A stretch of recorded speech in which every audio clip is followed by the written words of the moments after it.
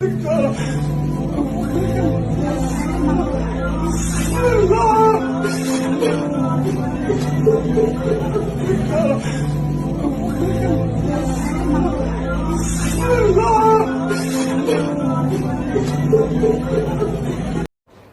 ذاتی که به شما را یه هدیهش کرده است او خیلی بزرگوار است که خیلی هدیه قیمت برای شما بخشیده است که بعد از رفتن تو نام شما گم نمی شود.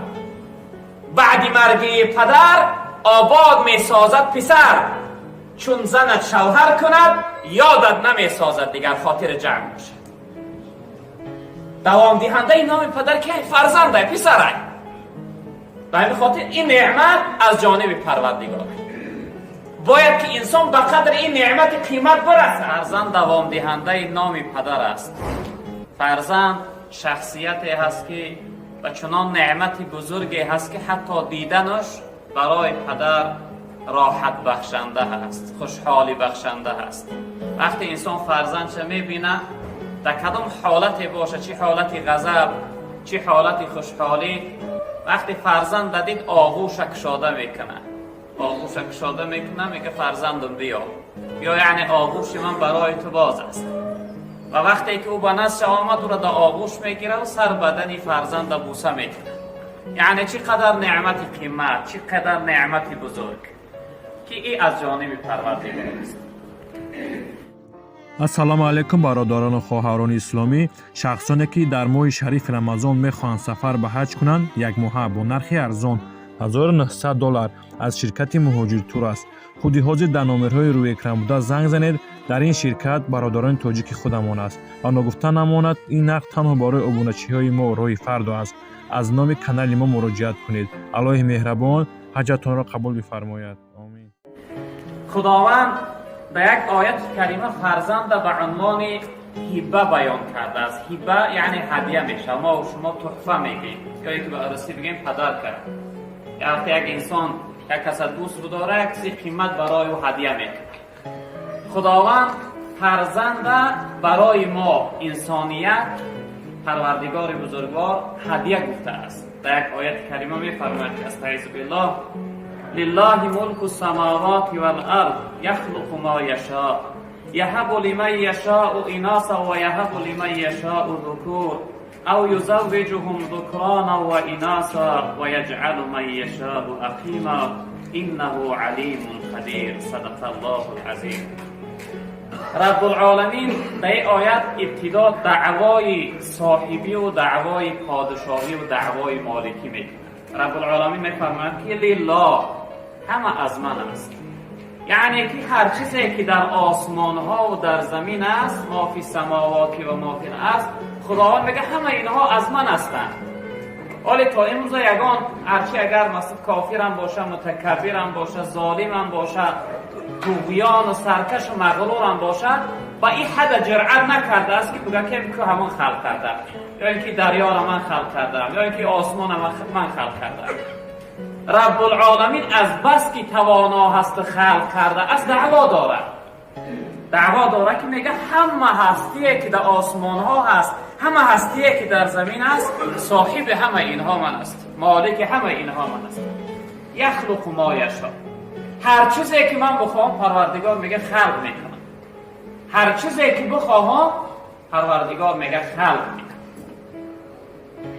یهب لمن یشاء اناثا و یهب لمن یشاء ذکور. رب العالمین میگه به بعض شما را من دختر هدیه میکنم، دختر میبخشم در حق شما، و به بعض شما را من پسر هدیه میکنم، بچه‌تون میدیم. او یزوجهم ذکرانا و اناثا، و بعضیتون هم دختر هم بچه میدیم، یک دو بچه میتون باید دو دختر میدیم. رب العالمین اینجا میگه من شما را هدیه میکنم، یعنی که از قوت خودت ندانی چیزا. وقتی فرزند داشتی فکر نکن که ای تنی ساعتت، ای پهلوانیت، ای بزبلگی، بسیار بزبله‌های اصلا نداره. در دوام آیت خدا میگه و یجعل من یشاء عقیما، بعضی از شما را عقیم بی نسل میگردانم، از پشت اونها یعنی نسل به دنیا نمیاره. ببینه که رب العالمین در این آیت فرزند چی گو هدیه من است، یعنی که تحفه من است.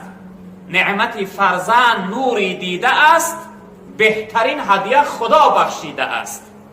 فرزند نعمت بزرگی است که برای پدر و مادر نوری چشمه، نوری چشم پدر و مادر فرزند در روشنی روشنایی راحت بخشنده برای پدر و مادر فرزند است.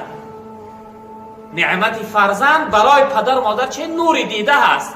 این نوری دیده از کجا آمده است؟ بهترین هدیه خدا بخشیده است. پروردگاری هدیه را داده است، نباشه ای دستی تو چیزی نمی آید برای پیدا کردنش. بسیار شخصیت ها هستند که دکتر به دکتر، طبیب به طبیب، مزار به مزار، ملا به ملا میگردند برای فرزند یافتن. 10 سال، 15 سال، 20 سال، اما نمی آورد. چون که از جانب ملا و دکتر و مزار و طبیب نیست، ای جانبی بالا. اگر او بخواهد میتید به ملا و به طبیب، اگر او نخواهد خوشا صنعتگر کس قطره آب کند پیدا، چنین درها عنایات. اما تا پروردگار ذاتی توانا و بزرگه که از یک قطره آبی تو فرزند تا در کنار دبر چقدر گوهر قیمت بها، یک چیزی زیبای نورانی برای تو پیدا میکنه. یک آبی بدی پسته که وقتی که از تو جدا شده حتی طبیعت رو نمیکشه که به دستت بقپیش. بد است، پست است. از همون آبی بد، از همون آبی غرد و ناپاکی تو یک نعمت برای تو پیدا میکنه که دیدنش راحت میبخشه، سر و بدنش بوسه میکنی. دوریش برای تلخه، سخته. هیچ نعمت بهتر از فرزند نیست. هیچ نعمت بهتر از فرزند نیست، جز بجان فرزند را پیوند نیست. جز بجان فرزند پیوندی دیگه نداره، فقط بجان پیونده. روزای گذشته گفتیم یک پدر و فرزند جنایت کردن، حکمشو برآورده که حدشون بزنه. به چه خاطر؟ جنایت کرده هستند.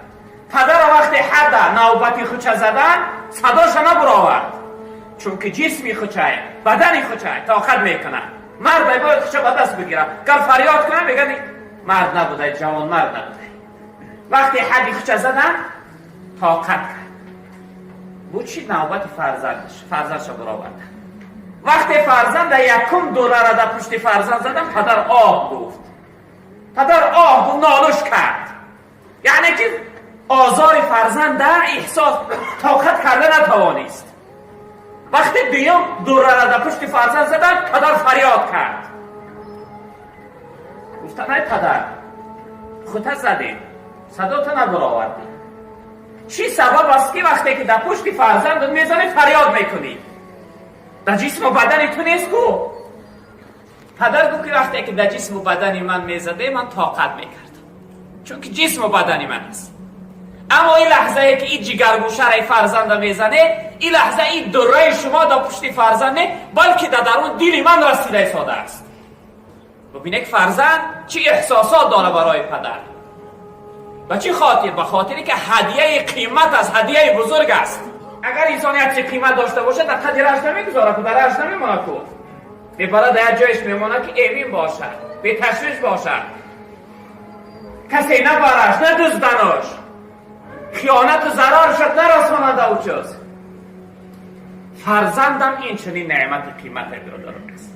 در آخر آیت خداوند گفت و یجعل من یشاء و عقیما. ای پدرها، ای فرزندارها، رب العالمین برای شما گفته شده که بعضی از شما را من به نسل گردانده ام. فرزند نمیابم، فرزند ندارن، میسوزن از داغی به فرزندی را. شما به قدر این نعمت برسید، به قدر این دادگی من برسید. من این برای شما دادم. در کنار تو یک شخصیت، یک رفیقی دارید فرزند نمیابم، میسوزن. بارها نزدیمات میاد زنگ میزنه اصلا دعا کنید در جمعیت خداوند فرزند برای من بدید.